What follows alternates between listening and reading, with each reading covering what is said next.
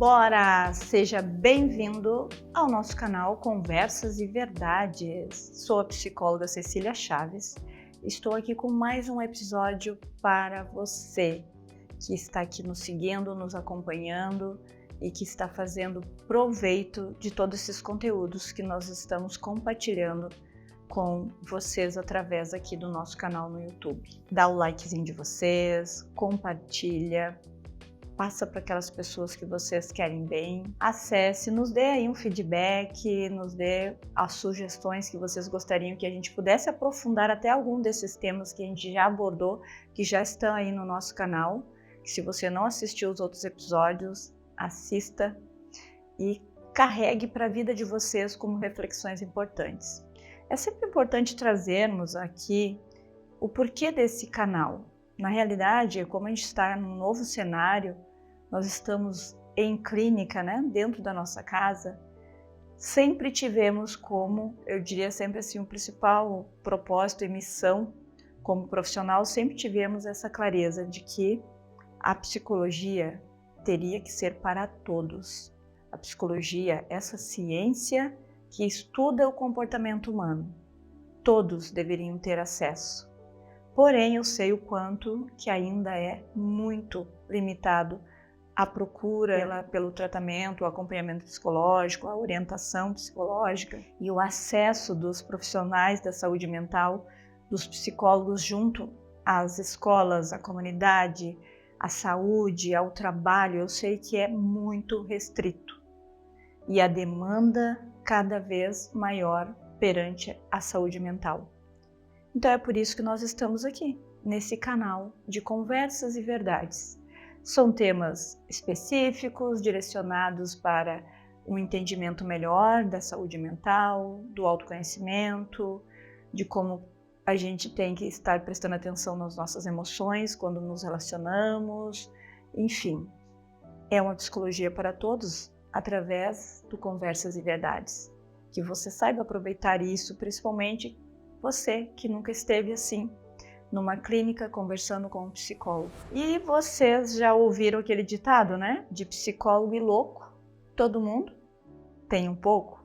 De fato, não dá pra gente negar, porque hoje em dia, cada vez mais, tem pessoas aqui entendidas de comportamento humano.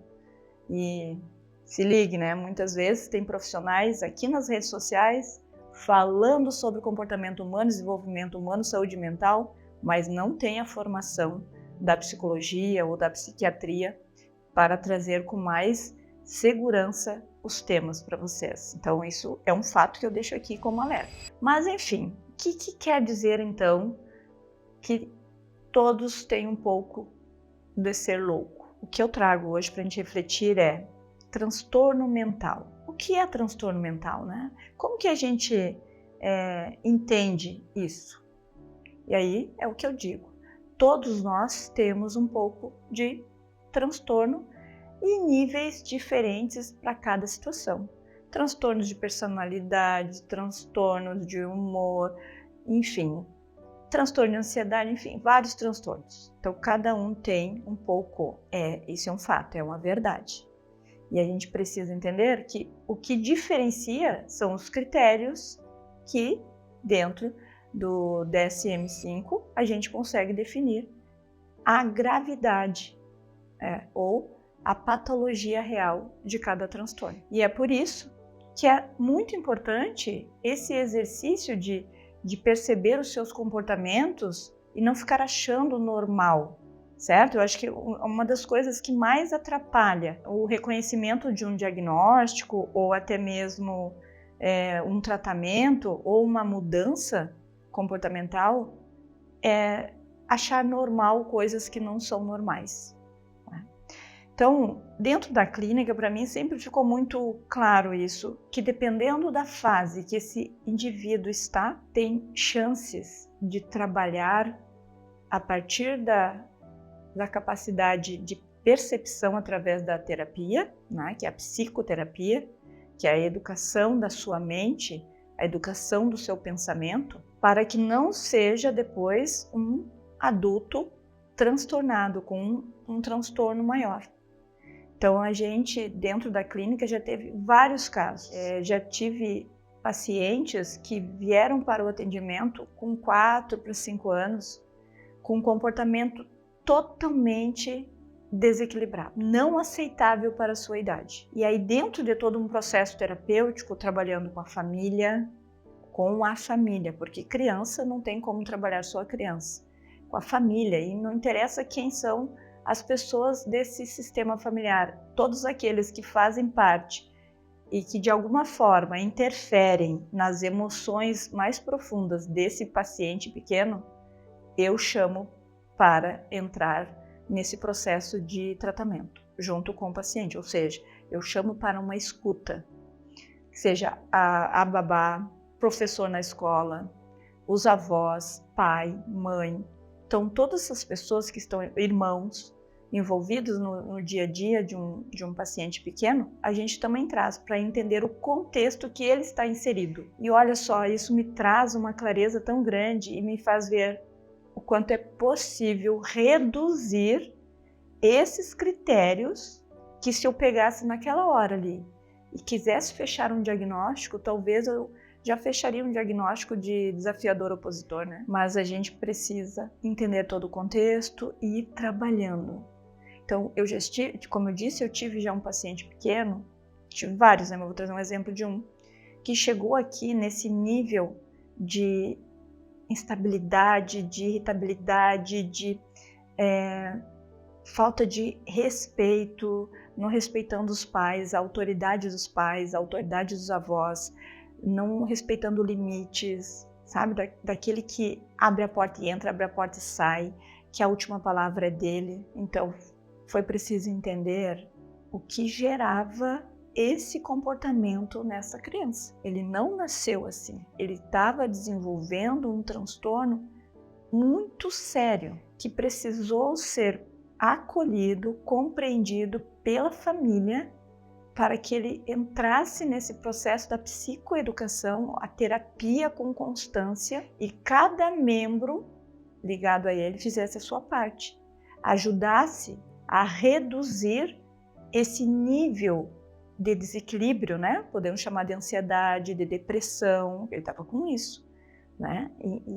Enfim, e fomos ajudando esse sujeito a reduzir a intensidade dessas emoções negativas, descontroladas, para um processo mais seguro para ele. Hoje, esse paciente ainda segue no acompanhamento, ele já está com 9 anos, e ele conseguiu modificar muito, eu diria 100% do transtorno de desafiador opositor, de estar assim, sendo arrogante, provocativo, impulsivo, desobediente, agressivo, para um menino dócil, educado, gentil, querido. Lógico que ele tem ainda um nível de ansiedade de moderado para grave. Ainda sente alguns sintomas físicos, como calorões, alguns medos, ainda tem medo às vezes de dormir sozinho.